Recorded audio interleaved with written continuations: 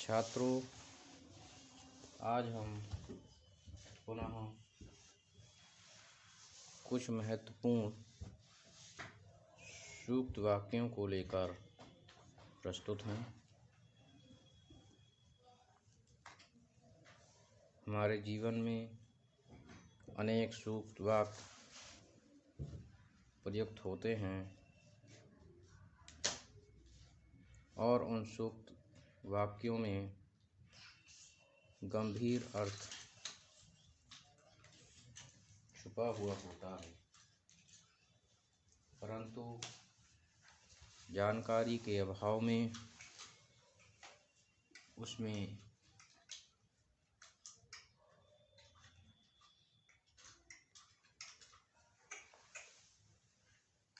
निहित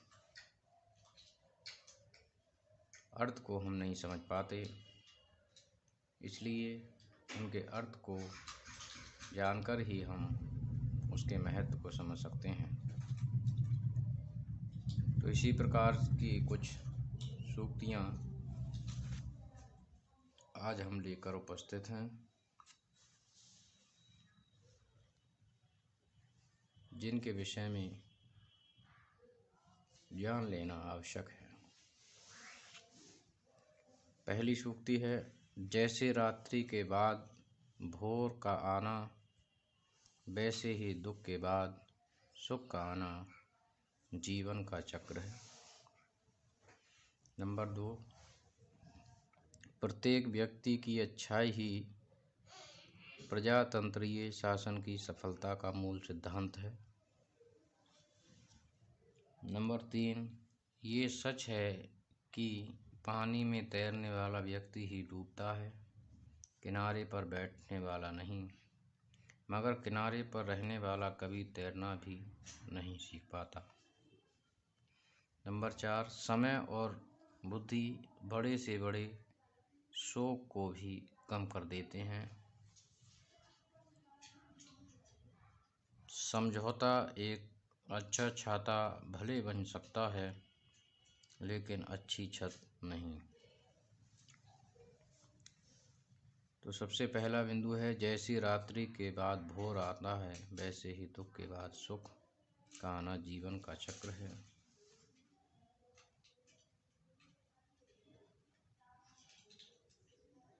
जिस प्रकार से रात्रि के समय घना अंधकार फैला हुआ होता है, उसकी भयावहता से लोग भयभीत होने लगते हैं, परंतु उसके बाद सूर्य के उदय होने पर वह घना अंधकार छट जाता है। उसी प्रकार हमारे जीवन में अनेक विषम परिस्थितियां आती हैं, हमें अनेक दुखों का सामना करना पड़ता है, परंतु व्यक्ति के लिए उन परेशानियों से भयभीत नहीं होना चाहिए, घबराना नहीं चाहिए, बल्कि उनका डटकर मुकाबला करना चाहिए, संघर्षरत रहना चाहिए और निरंतर परिश्रम करते रहना चाहिए। और जो व्यक्ति परिश्रमी होते हैं, मेहनती होते हैं, तो उन लोगों के जीवन में दुखों के बाद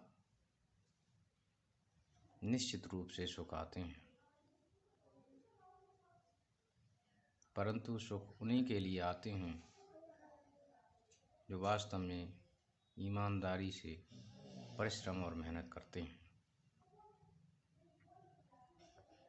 और उनका जीवन हर्ष और उल्लास से भर जाता है।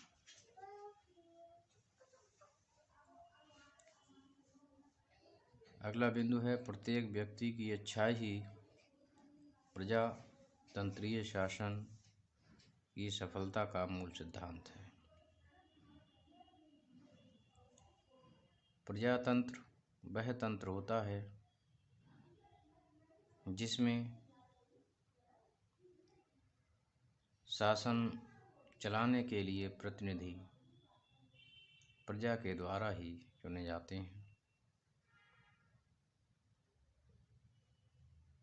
और उस प्रजातंत्र में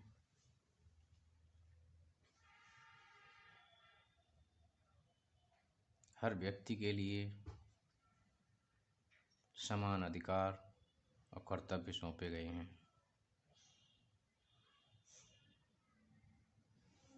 परंतु उस प्रजातंत्र के लिए हम तभी अच्छा बना सकते हैं जब हम स्वयं अच्छाई के रास्ते पर चलें। एक दूसरे को केवल दोष देने से ही हम एक अच्छा प्रजातंत्र स्थापित नहीं कर सकते हैं। इसके लिए हमें स्वयं अच्छा बनना पड़ेगा, तभी प्रजातंत्रीय शासन की सफलता हो सकती है। तीसरा बिंदु है, ये सच है कि पानी में तैरने वाला ही डूबता है, किनारे पर बैठे रहने वाला नहीं। मगर किनारे पर रहने वाला कभी तैरना भी नहीं सीख पाता।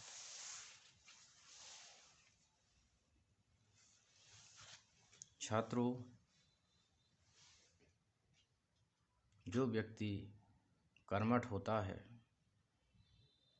जो व्यक्ति अपने कर्तव्य का पालन करता है, जो व्यक्ति परिश्रमी होता है, मेहनती होता है, लगन से कार्य को करता है, उससे कुछ गलतियां भी होती हैं और उन गलतियों से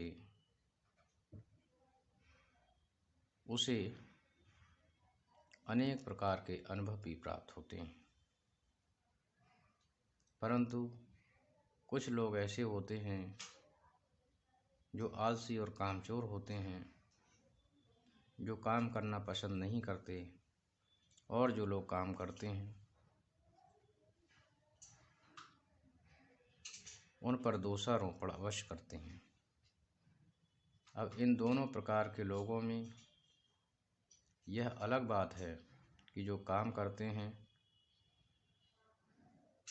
उनसे गलतियां होती हैं, परंतु उन्हें जीवन का अनुभव कहीं ज़्यादा होता है उन लोगों की अपेक्षा जो बिल्कुल भी काम करना नहीं चाहते।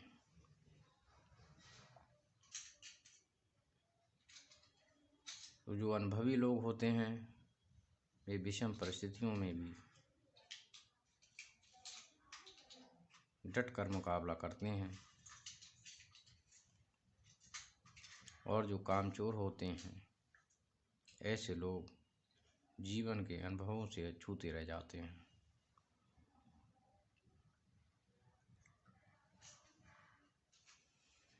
इसीलिए कहा गया है कि ये सच है कि पानी में तैरने वाला ही डूबता है, किनारे पर बैठा रहने वाला नहीं। मगर किनारे पर रहने वाला कभी तैरना भी नहीं सीख पाता। उसके बाद अगला बिंदु है कि समय और बुद्धि बड़े से बड़े शोक को भी कम कर देते हैं। छात्रों, ये सृष्टि संपूर्ण गुण दोषमय है। उसी प्रकार से जहाँ हर्ष है वहाँ विषाद है, जहाँ सुख है वहाँ दुख है।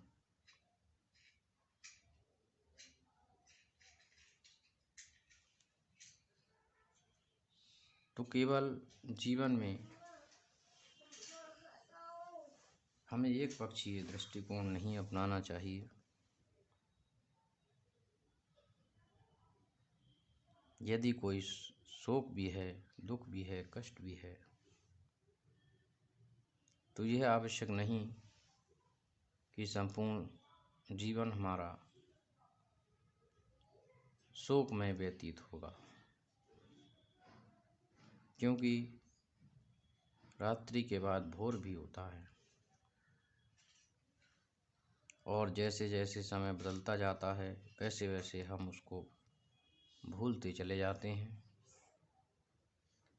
और बुद्धि के माध्यम से भी हम उस पर विचार करते हुए उसे भूलने का प्रयास भी करते हैं। तो समय और बुद्धि दोनों ही बड़े से बड़े शोक को भी कम कर देते हैं। अगला बिंदु है समझौता। एक अच्छा छाता भले बन सकता है लेकिन अच्छी छत नहीं। छात्रों, जीवन में हम कई बार समझौते करते हैं,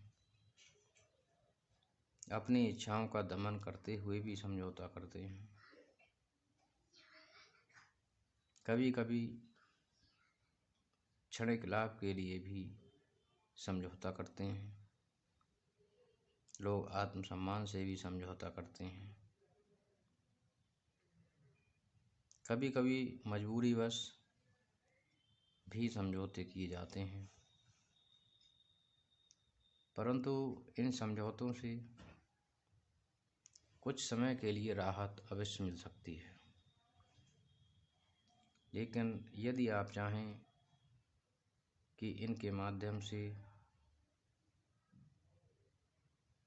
हमें जीवन भर संतुष्टि प्राप्त हो, तृप्ति प्राप्त हो, तो ऐसा संभव नहीं है। समझौते के माध्यम से कुछ समय के लिए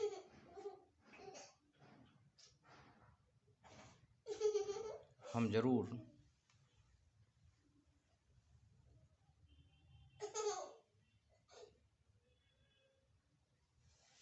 अपने दुख को भुलाकर उससे लाभ की कामना कर सकते हैं, परंतु जीवन में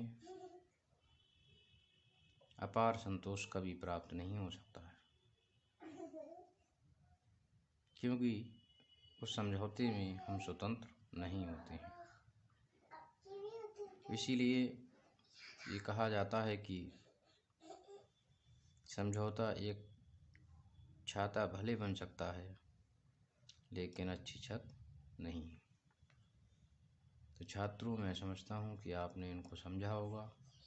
धन्यवाद।